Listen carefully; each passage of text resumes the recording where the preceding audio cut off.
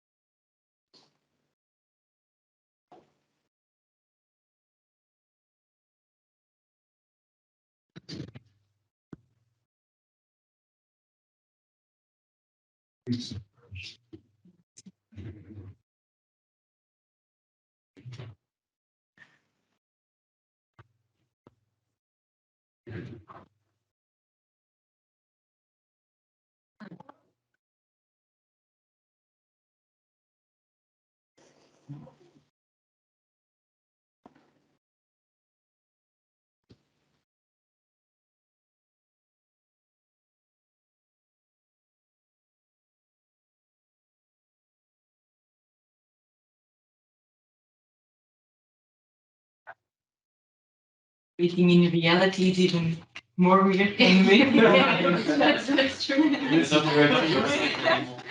Everyone's muted. Everyone twice. Everyone is muted. We're not used to this anymore. It's not working. But it seems so far that the hybrid version is.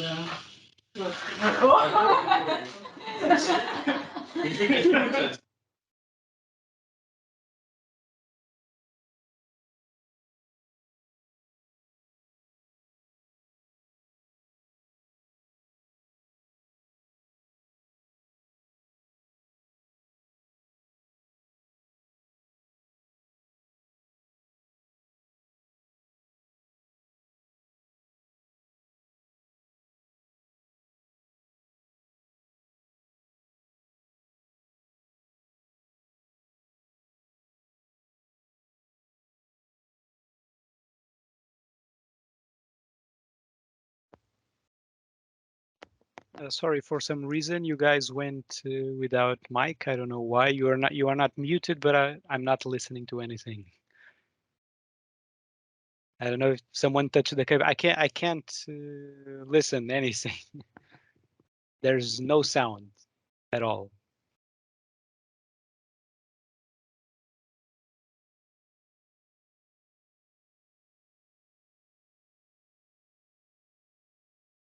No. I just see that you moved your lips. That's it. Oh yeah, that's working now. I don't know if Yes. you're. Yeah, I don't know if someone pressed the cable or there's something, some problem with that kind of thing. Okay. Just thank you for the heads up, and if it happens again, please feel free to come in. Okay. I think also we can start with the introduction of the session. No, they're seeing the full screen, right? Yes. Okay, so we're seeing it. Okay. So this session will be on regulatory and policy issues, and it's quite of a packed session because we're discussing 3 deliverables today. We'll first start more broadly with setting the scene and look at some of the challenges and opportunities for distribution networks up to 2050. Then we'll dive deeper into the first part will be done by Matteo, he's joining online. Then the second part will zoom deeper into flexibility markets. And look at some of the main flexibility needs and solutions that we did in a simulation based on 2 test networks, and this will be done, be guided through by Gert, who's also here in person, and then we'll look more beyond flexibility markets and discuss regulatory sandboxes. So we have 3 different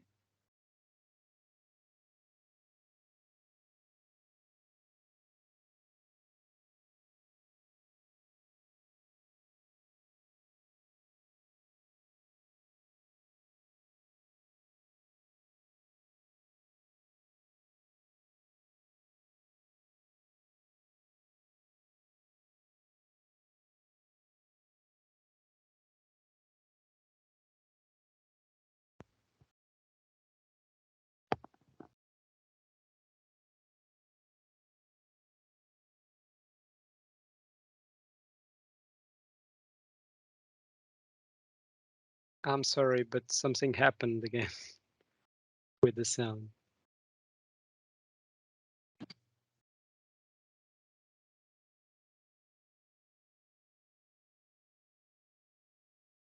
Are you hearing us? Yeah, now I am. Okay. Okay. I don't know what's happening, but I mean, Okay. if it's just me, but Could the others let us know? How's it for them? I'm Oh, also yes. experiencing the same issue. Same problem. Okay. Okay. I don't really know how to fix it, other than muting there and unmuting my laptop. Yes, we'll try Okay. if it works. Okay, just let me know if you stop listening to me, okay? Okay, so as I was saying, I'll introduce myself. I'm Rafael Beckstedde from Comillas University, and we were the Work Package 1 leaders.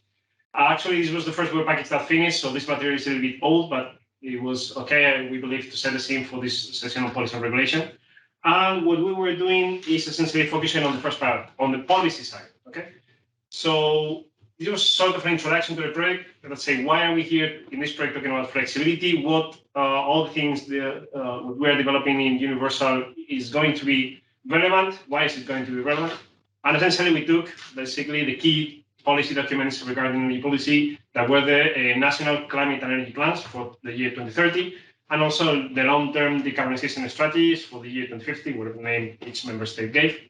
And we took 5 countries, EU countries. We took the 3 demo countries, so Germany, Poland, and Portugal, and 2 other countries, basically, where we have here a creation that live in Belgium, so they could provide information. And also, we provided information for Spain. So we have, say, a picture of 5 important EU countries to see what they are saying will happen in their energy system and the power system in particular towards the years 2030 and 2050. And the question is, what will be the impact of these future scenarios on the distribution grids, which is basically the core of the project. So we analyzed these national plans. We said, okay, what are the technologies?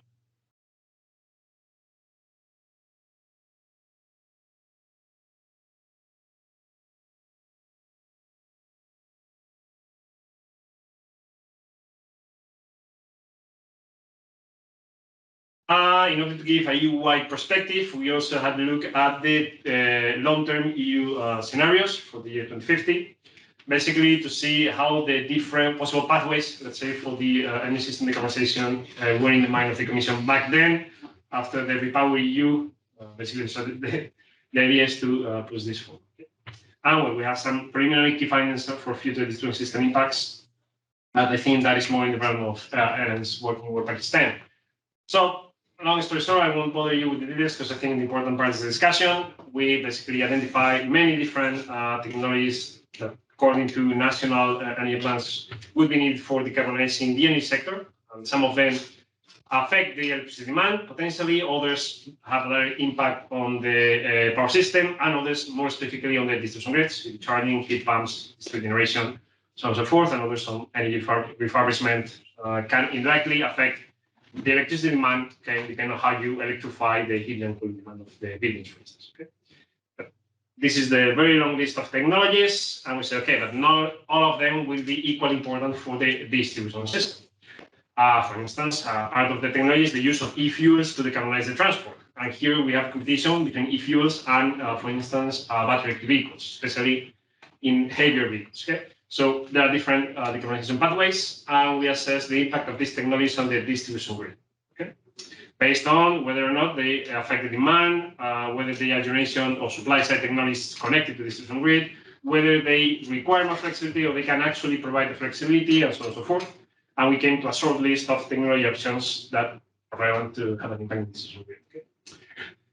Okay? This was for the this identification of technologies came from the national 2030-2050 scenarios. Okay, in order to give a broader picture of the EU-wide situation, we went to the communication. This is from the year 2017, but when we started, it was recent, so to say.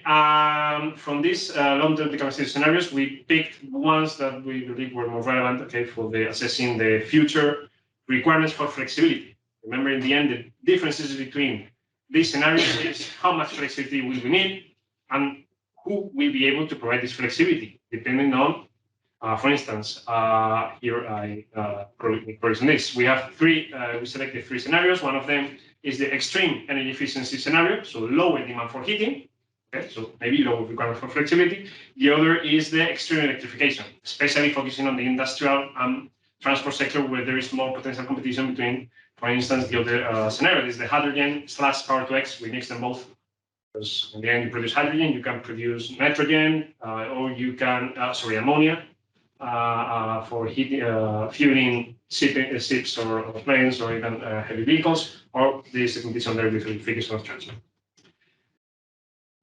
So in the end, we said, okay, let's take these three 2050 scenarios for the EU, okay, and we select the deep electrification, the hydrogen/power-to-X scenario, and the increased energy efficiency on the huge energy efficient scenario. And we say, okay, what role do the different technologies will play in these different scenarios? So, for instance, in the deep electrification, battery electric vehicles and heat pumps are the basically key technologies, focusing in this case on the supply, on the demand side. If we go to the energy efficient scenario, okay, we refurbish many more buildings, okay, than the other scenarios. So still we use heat pumps. It's not that we forget about these technologies, but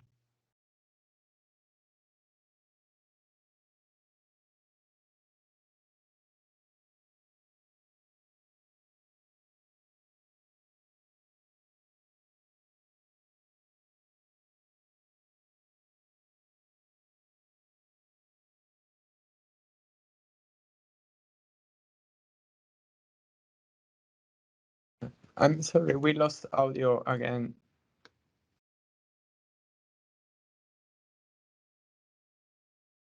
Now?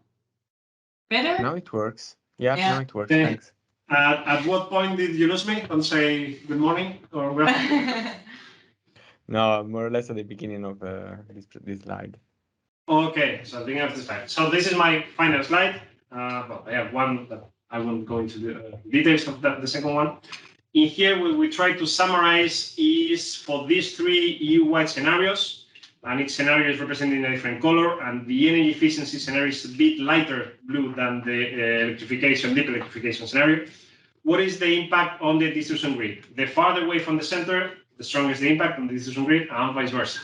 And we focus on three key technologies that we have the impact on the distribution grid: the electric vehicles, so plug-in hybrid, everything that basically has a battery that needs to be charged from the distribution grid, heat pumps, and building refurbishment. And there is obviously a trade-off between these two solutions, technologies used. Okay. In the end, we came to the conclusion that, of course, the deep electrification has a stronger impact. This is a bit of a high-level conclusion, but it is undeliverable. But in the end, what we wanted to highlight here is the different, basically, the decarbonization towards 2050. That's clear. But the technologies we implement to achieve this decarbonization towards 2050 can change, and there are trade-offs between technologies, and the impact on the requirement of flexibility differs. Okay? So this is something we need to consider. What we do here might be more or less relevant depending on the pathway we follow. And well, in this delivery, you can also find some best practice recommendations, but these were sort of preliminary from this analysis. Then in Work Package 5, Work Package 10, they went to additional details, and Work Package 3 as well. I just want to focus on two key takeaways from this task that were picked off in the Work Package 3 and Work Package 10, and that will be done by Gert and by Ellen. The first one is that one size does not fit all. That means that flexibility needs and the amount, the type, the periodicity, the application, the use case can change depending on the country and specific context. So that's why studies that one will discuss afterwards from Work Package 3 are relevant. Another conclusion is that there are a lot of uncertainties towards where we're going, what flexibility mechanism will be needed, depending on what. In order to try to answer this from the regulatory side, we identified already that sandboxes was a potential tool to allow regulators to experiment on DSOs and flexibility providers and market operators to experiment and bridge the gap with this. Because we even face this in EUniversal. The kind of things you can do in a demo is limited with basically a regulatory barrier. Okay, in the country, so sandboxes can help you overcome these barriers and learn. And that's why Ellen will in the end discuss this topic of sandboxes. So I shut up now, I promise, and now is the time for survey and discussion, which is actually more interesting than listening to me. Okay. So if you can all try to use the QR code, or I think Matteo is also providing a link. Matteo, can you copy paste the link in the chat? That might be easier. Yes, sure. I will. Thank you. So as you will see in the forum, we asked 3 questions on this chapter 2. And the first question is, which of the considered scenarios do you think is most likely to occur? So here we force you to pick one. So we know it's a challenge, but please try to decide. And if you really can choose, you can choose fill in the other. Then for the second question, we were wondering, what do you think will be the impact of each scenario on the distribution grid? So I think you can choose here high or low, medium, high. Low, medium, high. So that's the second question. And then the third question is, we ask you actually to sort these 6 technologies. So as Rafael said, we found a lot of different technologies that will impact the distribution grid. But here we picked 6 and we ask you to rank them from most expected impact to least expected impact.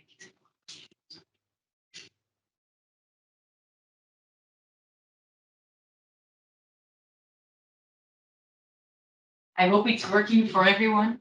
Otherwise, please shoot.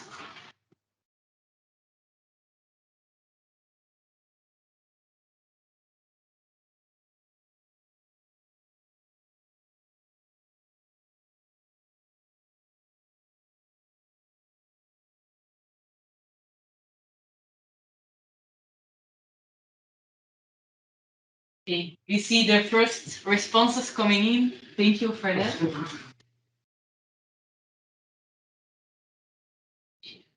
But yeah, it's a bit of a mix-up of storage. So the last question, storage is more a solution rather than a real issue. So we need to electrify transport, for instance, so we get more EVs. Therefore, we might need more storage because we also get more EVs. So it's not so obvious to me.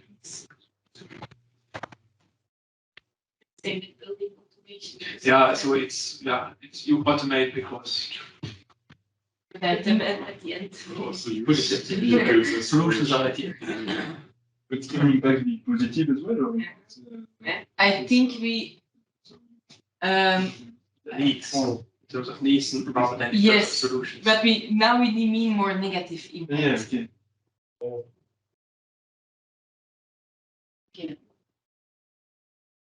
We should. The idea was, what is your biggest strength and your biggest fault? Mateo's box. Okay.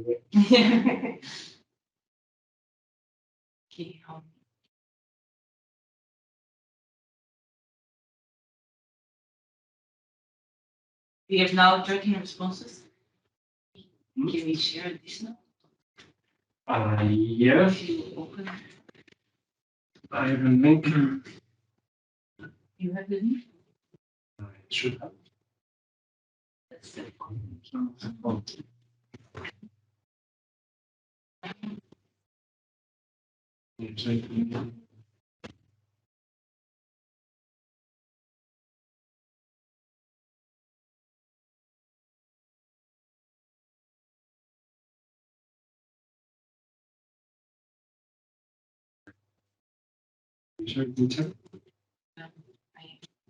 Yeah, actually, I can do it in time.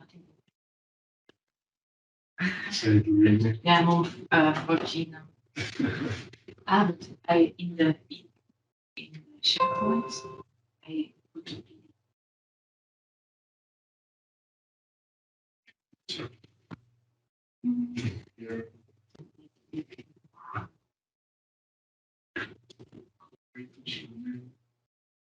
Okay. Yeah, you have to select it all because otherwise it doesn't work.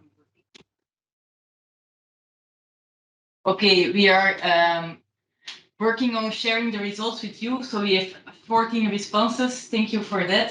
Maybe I already see the results, so I can start with the debrief already, while Raphael is sharing the results also with you.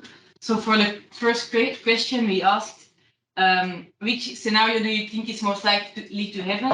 And here we see that the majority of you voted for the electrification scenario. We also have 4 people voting for the hydrogen and power to X. No one selected energy efficiency, but there is someone who picked other, so maybe it would be interesting to hear that perspective. If the person feels comfortable with sharing. Yes, I feel comfortable. Yes, okay. Okay, go ahead. Take the floor. But the mix, yeah. So I guess that's given that you usually go to mix of situations. So because you also, yeah, it's not only a cost minimization problem. So you do not go to corner solutions usually. So so the point is that you also want to, especially given that you have huge technology uncertainty, you probably have to take to direct the system towards a scenario where you can somehow benefit from different situations. So if electrification can be good, but it can also be a risk. The same for power to X, too much power to X. So this is why I think so. Yeah, we should, given that there is uncertainty from a technology point of view, so we have to go to a situation where somehow put not all the eggs in one basket. Maybe what's interesting is that nobody thinks we're going to be able to implement energy efficiency on a scale. No, but it's part of it, so It is part of the electrification. But it's always, I don't believe this is extreme energy efficiency scenario. So I know in Spain we've been trying to refurbish buildings for many, many years, and the progress is lame, to be honest. Because we depend on demand side. Solutions from the supply side tend to come faster. Also for hydrogen. Because now, for instance, we have, I don't know how many projects regarding production of hydrogen, but they need, in order to get funding, to sign a contract, hydrogen supply contract with off-takers. And they want to sign the contracts, because that's a risk of takers. So. The question is also a bit here, we do as if someone would be choosing a scenario, but who is that someone? So I think it's public authorities. It goes back to your point before that. I mean, the question is to what extent should public authorities intervene to push the system towards a certain in a certain direction? And yeah, again, so that was also a question I had to you. So okay, what is the policy advice from your research? Is it mainly based on the fact that you should keep it technology open? Because we do not have the crystal ball, so we have to let the economy choose itself. So we have to correct market failures a bit, but we should remain technology open. And then the system evolves in a certain direction. Yeah, I think. Yeah, that's quite. Because for electrification, technology is there in many applications. It's industry and transport, the biggest uncertainties from what we found. I don't know what yours think and what the implications for the distribution grid are. I think maybe for that we can also look at the second question. So here we ask you what you expect the impact on the distribution grid for each of the scenarios. And here we see for electrification, you all kind of agree that the impact will be very high. On energy efficiency, it's more divided, but I think we tend more towards a lower impact. And then for the hydrogen and power to X scenario, also most answers were high impact, but here we see also a lot of medium and even so low impact voters. I think for looking at the timing, we can best move to the following question as well. So here we ask you to sort the technologies and how you can interpret these colors is the more dark red there is, the more it was taken as a first choice, and the more blue it was taken as a large last choice. So I think electric vehicles is taken and what has put on the first place the most, but also distributed generation has been placed in the first choice. And for storage, for example, but I think we already had a small discussion on that, and we can maybe talk about it now again. It can be both a first choice and a last choice. So maybe anyone who wants to comment on this. Also online, feel free to join the discussion. And then is storage. Yes, Yeah. so the last one is That's storage. In my opinion, the storage will be really important. That is, of course, that it's depend of the regulation. Yes, I see the situation in Poland. Yes, for example, for a long time the micro generation was developed very slow. Yes, in the moment where government decided to support it, micro generation, at the moment we have really huge impact of the micro generation, and people install micro generation in whole buildings. Yes, it's development is really very fast. Now the situation will be changed. For example, is because the government see that for the DSO others there is the problem where we have the too big amount of the micro generation, decided to do similar like in the German to co-funding only micro generation if this micro generation is prepared to storage, local storage. Yes, in my opinion, in the short time we will have big amount of the local energy storage. In this situation, will be change all of the market. I think. Yes, first of all, the problem with the high level of voltage in the low voltage network will be not so big in the long term, yes. And if we add the new situation, the problem with gas and oil from Russia, probably we will have more and more heat pumps because government give money for this one, yes.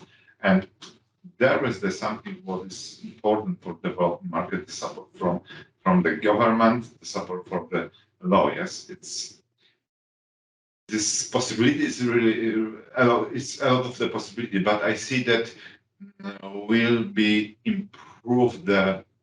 Will be bigger influence on the local community because the law is changing. For example, and yes, energy from Poland. I see the situation in Poland, yes, and that, for example, the people really have the possibility to sell energy from the micro generation according to the price on the market. Yes, that will be after the 2 years. There is completely new view on the energy market if people have possibility to save energy in the time where the energy is the price is the higher. Yes, energy storage is necessary for smart, for example. Yes, in my opinion. Yeah, that will be changed. It's this situation. More customers will be trying to balancing energy balance. Yes, to work together. Yes, of course, not some people. Yes, there's aggregator, local community. Yes, and it's necessary to support people. People don't want to do something. Yes, they want to have the maybe application and information that they save the money because they are connected to the local community or others. Yes. And in this situation, I believe that energy storage on the different level will be very important. Maybe not only electricity, yes, but it's heats, pump heats, yes.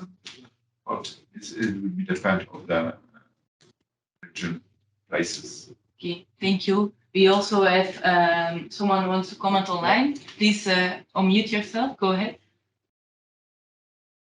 Hello, it's Marco from RSC. Nice to meet you, and sorry for joining late to this event. I would like also to comment storage, and I totally agree to what has been just said. That is really dependent on the regulation, and in addition, there is a strong difference on the fact that this storage is owned by the distribution system operator or by third parties. And in particular, when we are talking about energy communities or also self-consumption schemes, storage can we had research in Italy that demonstrated that as let's say a low return of investment, and that's let's say low time for returning of the investment. So this is making a profitable choices for in many situations. However, I would comment on my choice for this question, since I classified it as a low impact, since storage is probably one measure to reduce the impact of the other technologies that are listed in this scheme.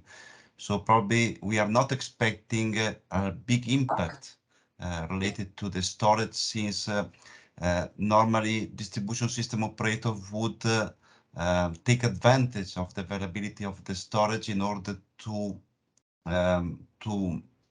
incentivize its dimensioning on the basis of the grid necessities and not vice versa. I don't think that distribution system operators will require to adapt their network in order to operate more storage. And I would also to say that, for instance, some technology operates like storage devices, such as electric vehicles. They are a particular kind of storage, as well as heat pumps, in case you are taking advantage of the thermal capacity of the buildings. Okay, thank you for building further on that comment. I hope if it's okay for everyone, we have to move on because we have 2 more deliverables to present. So, Gert, the floor is yours. Is it possible to increase the? Okay, so it's on. So it's even better. Yeah. Full speed is possible. Yeah. So the picture of the. Is it possible? We can remove maybe. Okay, don't do it. Can lose connection. Don't do it. Yeah. After every visit Giza, something and connection was lost. Do you still hear us? Because we touched things here. Do you still hear us? No. Can you hear us now? No. Yeah, we are listening. Thank you. Yes, Kat, or say something from the back. Yeah, so the deliverable 3.3, so it's a deliverable that was under the lead of NG Impact together with our colleagues from IEN and Bangladesh. So was somehow the missing part in the work package 3. So we had a discussion about to what extent technologies can deliver certain services. We had also, so that was deliverable 3.2. So we had also an overview of technologies, deliverable 3.1. We had also somehow which services we need to address which needs, but then we need still to have a reflection on the products that are exchanged basically on the market. So that was a bit the missing part here in the work package 3. So this was the objective of 3.3, was then to see first of all, I think do first of all a certain benchmark of existing initiatives and what are the products we see in existing initiatives, how are they parameterized, so what are the values that are put on the different parameters that we identified in over deliverables. So that was the first benchmark. But the core of the deliverable was so we tried to get a bit more insight about the flexibility needs based on a fairly realistic situation. As a result, how can we define products that could be designed, and also markets that could be designed in order to assess these needs that we see based on realistic optimal power flow simulations. And then we concluded with some recommendations. In order to do this calculation, so we basically focused on 2 types of issues: congestion and voltage issues. Usually these are the 2 types of issues that are meant to be the most relevant ones if we discuss about flexibility at local level, which are of course caused not only by local generation but also new loads. So if you think especially about heat pumps and EVs, of course. So the network here was based on a low voltage and medium voltage network. Kind of combination of a rural and an urban system with more than 800 nodes and branches. So in order to see a bit more, okay, to characterize a bit more the issues we might see, so we thought it would be relevant to consider more extreme situations, a system that is more PV dominated and another one that is more wind dominated, because these are probably the most different systems you might see. So maybe more northern systems, we have more wind-dominated systems, while like Portugal, for instance, we will have more PV-intensive systems. And then we considered several scenarios based on the Fit for 55 scenarios. We have a certain the objective was not here to have a precise projection of what can happen in the next 10 years, but more have the orders of magnitude right. And then we consider different flexibility options, and we all simulated the system first in terms of assessing the needs, but also in terms of solutions based on the GridOS tool from Opus. So that's just an overview of the system we considered. So as I said, so medium voltage and low voltage networks. I will not go into the detail here. So this was a network that was provided by our colleagues from EUniversal. So maybe we jump directly towards the conclusions. Maybe the first one, which is a bit more surprising, at least to me, was to conclude actually that even in more extreme situations, even if you go beyond the current system, so if you go to 2030 scenarios with a lot more PV, wind, and also EVs, so what we see is that congestion does not seem to be the most important issues. So it's more voltage issues that we are expecting to see first. But that seems also to be confirmed by some field observations done by DSOs. So that means that for the moment, at least based on the assumptions we took in the exercise, so we see that capacity still seems to be sufficient to absorb more renewable generation at decentralized level, but also more new loads at local level. So capacity does not really seem to be the constraining factor, at least in the medium term. It's more a voltage issue. Also, and as we expected, is that issues are a bit different in wind and PV-dominated systems. So we know that PV systems they are more characterized always, but the trend is that we have more daily cycles with issues that last for 5 hours on average, so which is very closely linked to what's to the appearance of the sun and the related production. Wind-dominated systems can be much more volatile. So we can have extended periods, even several days of periods with low and little issues, but also with high issues, with issues that last on average 10 hours, at least based on the simulations we performed. And that also means that needs to be taken into account when we try to solve these issues. So it's somehow obvious that if you're on a system where issues can last for longer consecutive hours, even sometimes even days, so the way the system needs to be operated, the way flexibility needs to be procured is different than if you're on a system where we have more daily cycles that are more related to PV. What is also interesting to see is that in terms of technology provision, that's also a bit different. So we saw, especially in PV systems where PV generation and also systems that are more dominated by EVs, they are closer to the load. Hence, the solutions to solve these issues are also different. So if you have PV production, it's typically closer to the load, while wind is more typically located at MV level rather than at low voltage level. So the way the system can solve or should solve in an optimal way the issues is also different because of this relation or this effect to be less or more close to load and production.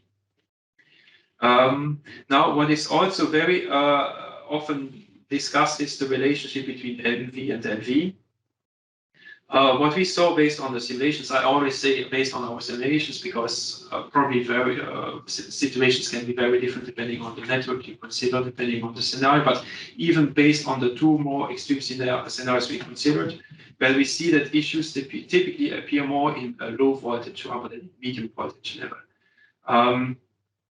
Because we have mainly this PV and EVs that are developing at local level, and there we may have more constraining factors in the grid than at MV level. And so, but that also means that in terms of product, in terms of market operation. So again, so we have the question. We saw also that issue that things, if you want to solve these issues at local voltage level, so very probably you need to find a solution also at local level.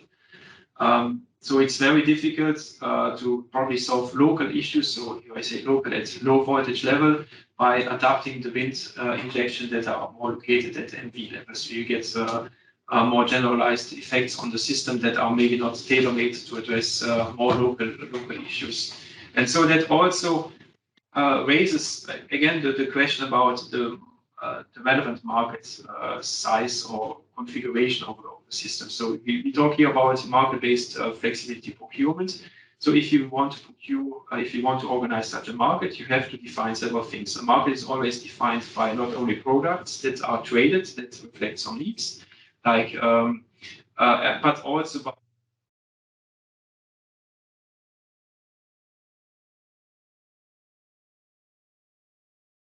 We lost the audio.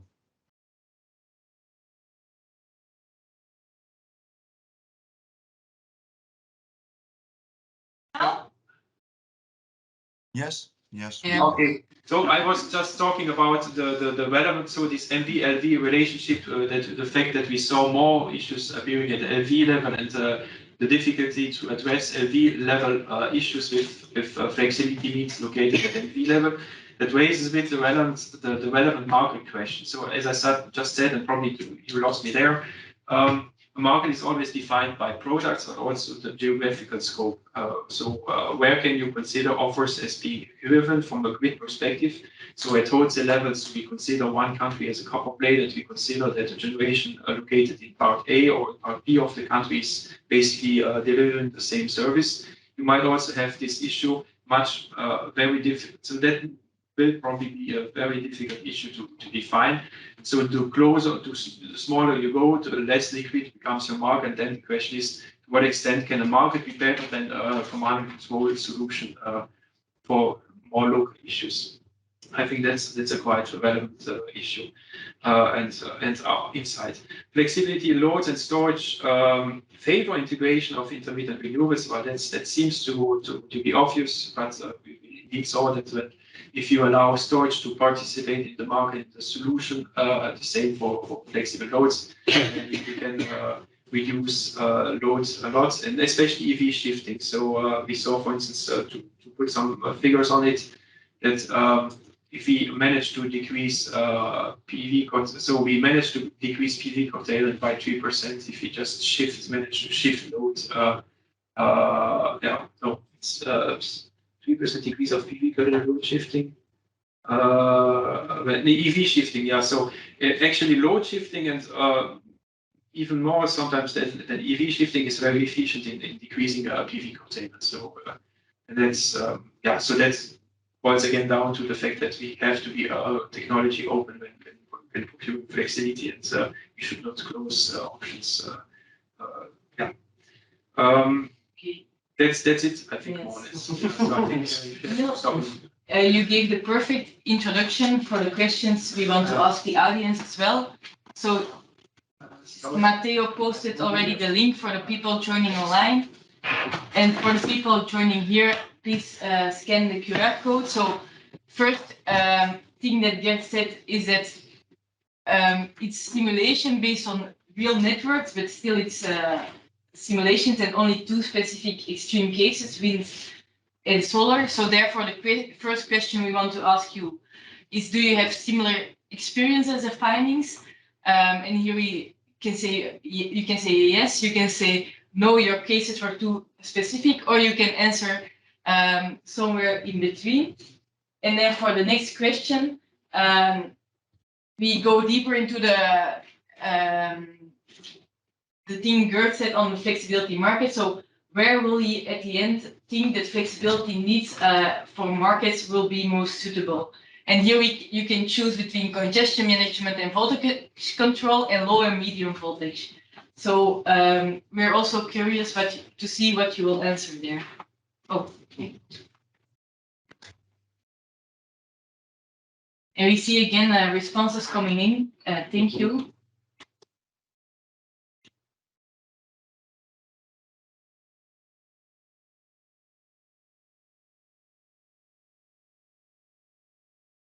Ask the question meanwhile. Yeah. Yes. Go ahead.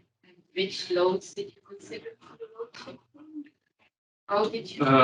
So we assume that a certain percentage of the load is flexible.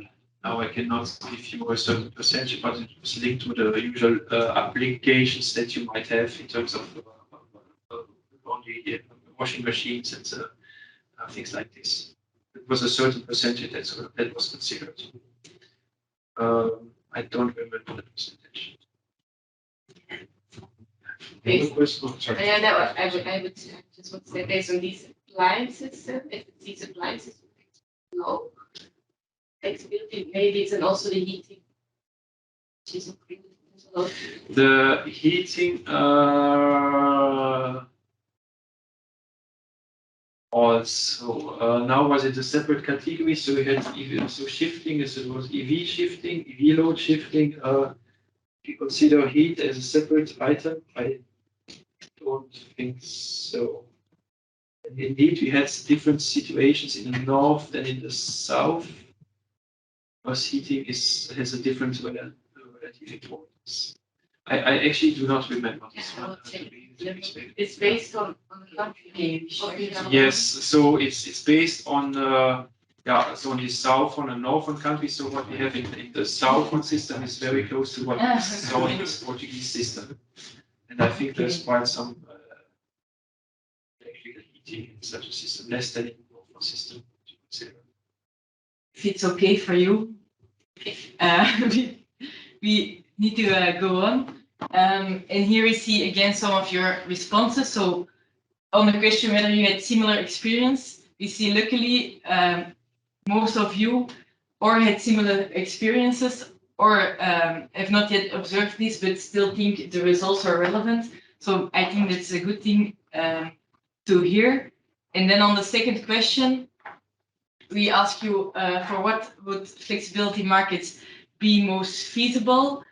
Again, the red is the first choice, so most suitable, and the dark blue is less suitable. And I think the winner here is medium voltage congestion management. And then it's hard to interpret it, but I think the medium voltage control has been selected as the last choice for most of the time. Honestly, I was not so sure if there's really a difference between voltage and congestion. So why would the market be less good in solving voltage issues rather than congestion issues? Because it's basically about decreasing and increasing. For example, if you have a voltage issue at the end of the line, doesn't really help you if the market zone is really big. Yeah, okay, it's because the issue is more local. Yeah, That's the reason. Maybe the product also affects, especially the low voltage with active power, you solve both congestion and voltages, and maybe you're solving the problem because it's a single problem. But in medium voltage, playing out with reactive power, depending also on the type of grid, can be trickier to set a market for reactive power. Is it voltage control? Is it the reactive power? How do you define the requirement when the effect of the different buses is different on the? So that's why for congestion management, I have a congestion, thickening transformer, you start, or which you say, okay, voltages arise before congestions. But maybe you're not solving the congestion, you're solving the potential congestion in case on an N-1 or for maintenance. And then you buy flexibility. So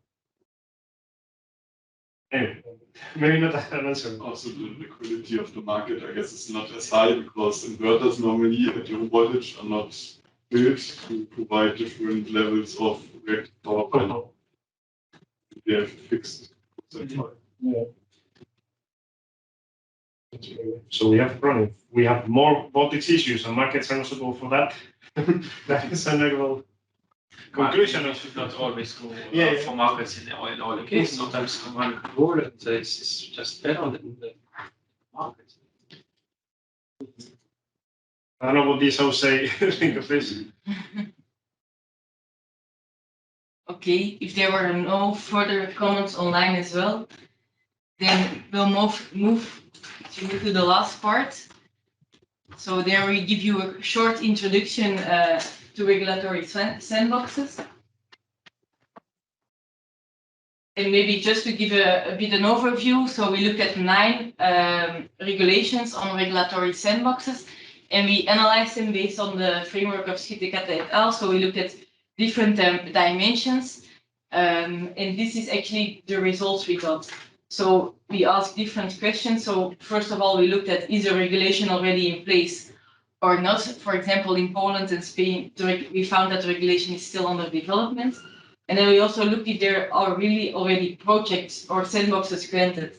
And here we see that also, although in Austria and Lithuania, the regulation is in place, at the moment of analyzing, there were not yet any sandboxes actually granted. Then in how the sandboxes are organized, we see 2 trends, or it's organized like in a dedicated call, so there's a specific time frame people can submit sandboxes, or this is done more in a continuous way, and both are used equally. Then who can apply for a sandbox? It's most of the time everyone, but in some cases, like Austria, France, and Poland, some kind of definition is given to who can be everyone.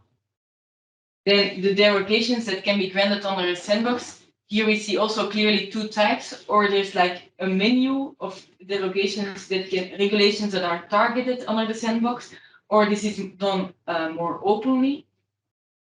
Then if we look at the time frame of the sandbox, usually the initial exemption is less than 5 years. Only in the case of Flanders, we see that the initial exemption can be longer than 5 years.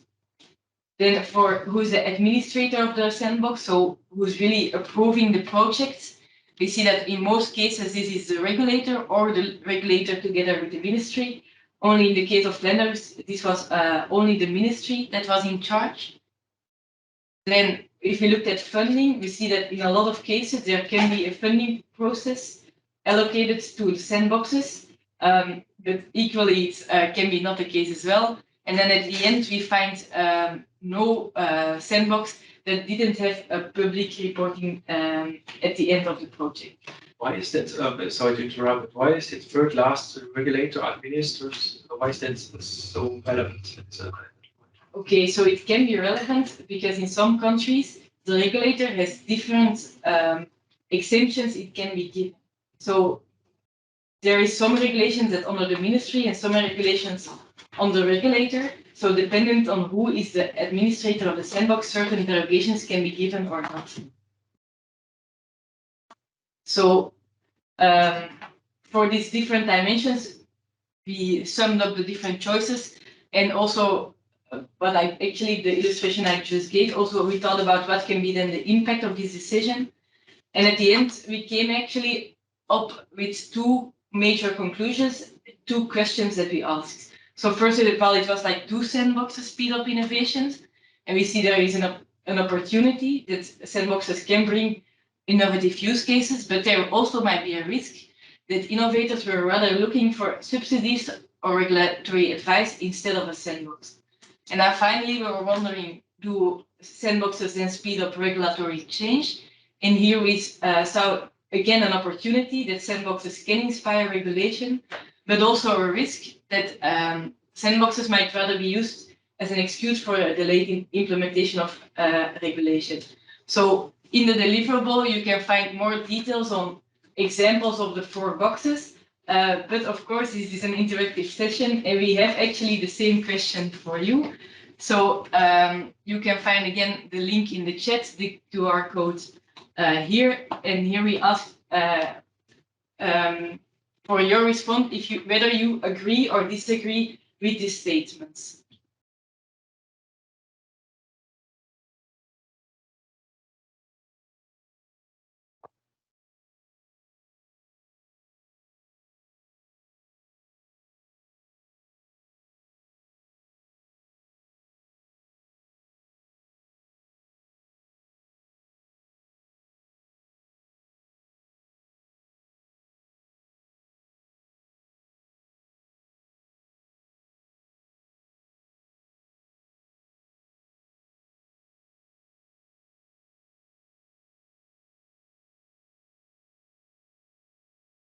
I see again responses coming in. Thank you all for participating.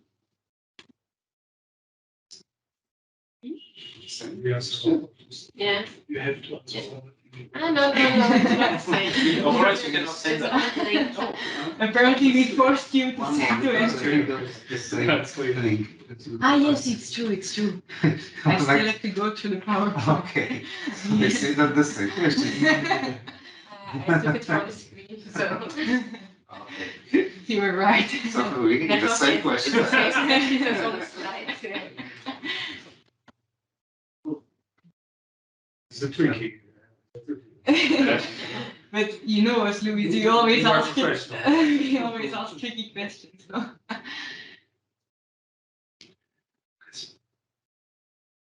Japanese was more than Okay. Thank you all. We'll wait for the final answers. waiting for the case. So, What did you have in mind when you draw a project promoter? for example, sometimes we see that the sandboxes really target, we want companies test distribution tariffs, for example, but maybe if you leave the sandbox now open, it could be that a completely different anyone that you weren't expecting Would use it. would use it. Okay, so let's go to the results. You already could take a look at them. So I think the first questions go to the first question. So do sandboxes speed up innovation? And I think most of you agree both that there is a risk and an opportunity for it. So that's definitely interesting to see. And then if you look at do sandboxes speed up innovation, we see that most of you also agree that there are really opportunities to move in regulation, but most of you aren't fully agreeing with the fact that sandboxes might be used as an excuse for delayed implementation. Or maybe it's better to say that most of you are still undecided on this topic. So I think we managed to wrap it all up in time. Even if there's still a question now, we still have 2 minutes to answer that. I think what is not mentioned here is the risk of lock-in effects. That well, if you implement something, it was in the framework of the sandbox, people will have a system in place and they will not change it anymore. Then you can end up in a situation that is very different on regional level. Belgium might take the 3 regions, but at the European level and afterwards it might be difficult to somehow manage it together. I would like to comment on that because I think it's very important. I was discussing this in the other room because of the standards versus organization.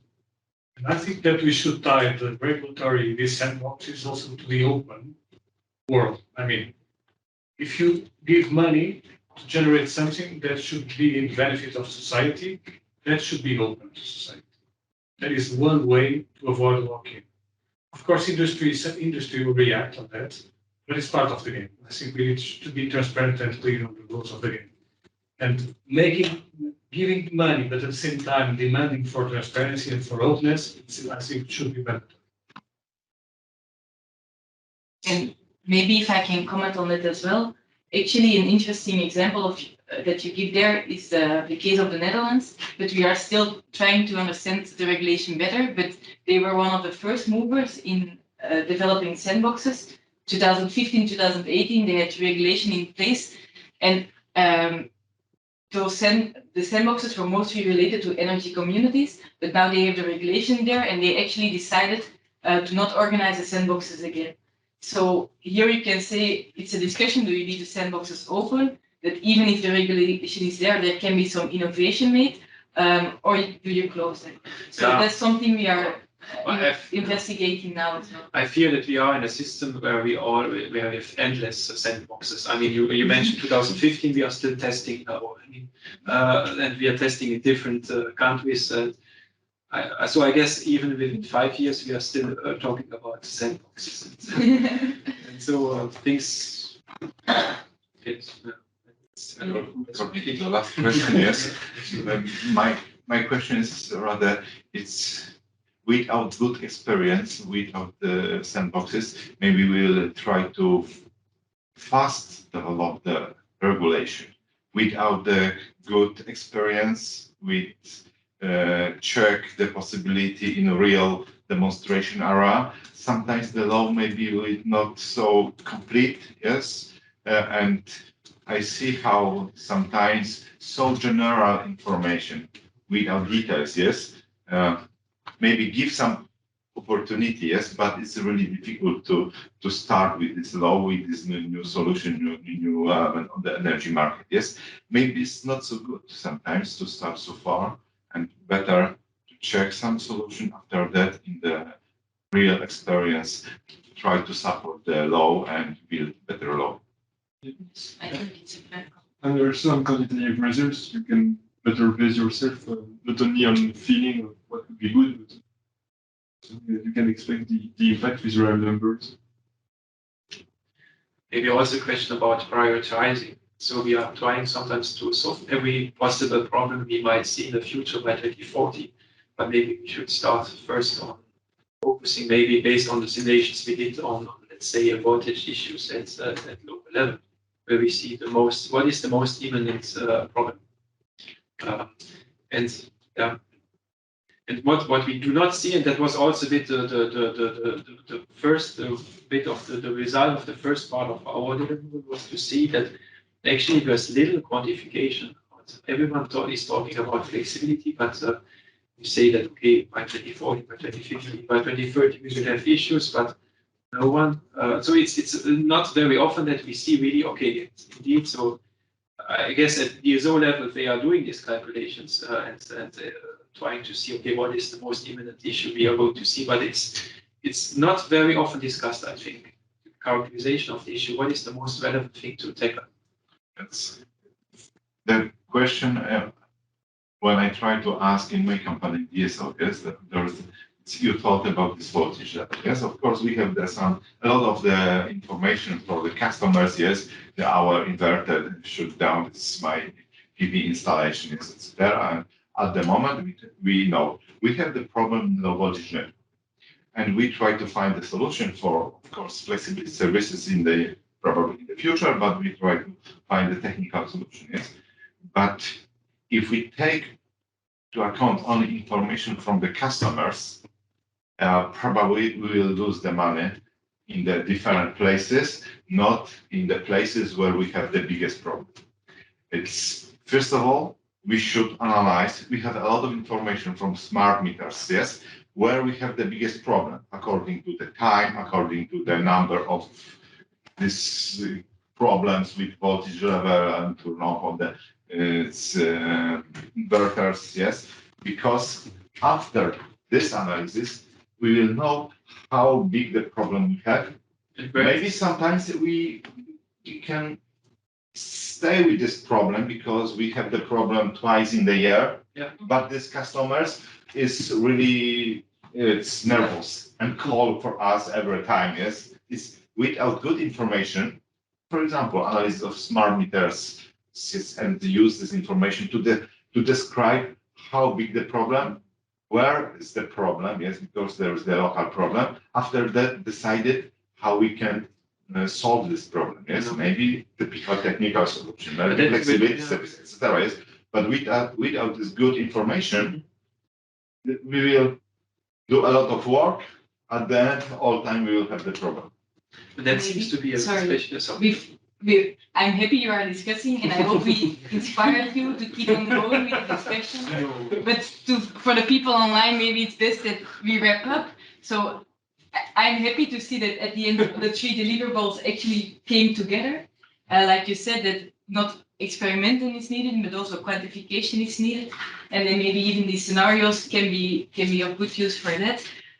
Thank you all for filling in the questions. Also, it's really always interesting to see what you think about these issues and to join us in the session online. Hopefully, the hybrid experience was nice for you as well to follow. And we'll see you back in the main session. Yeah. Okay, thank you all. Thanks to you. Thank you. Bye. Bye. Bye.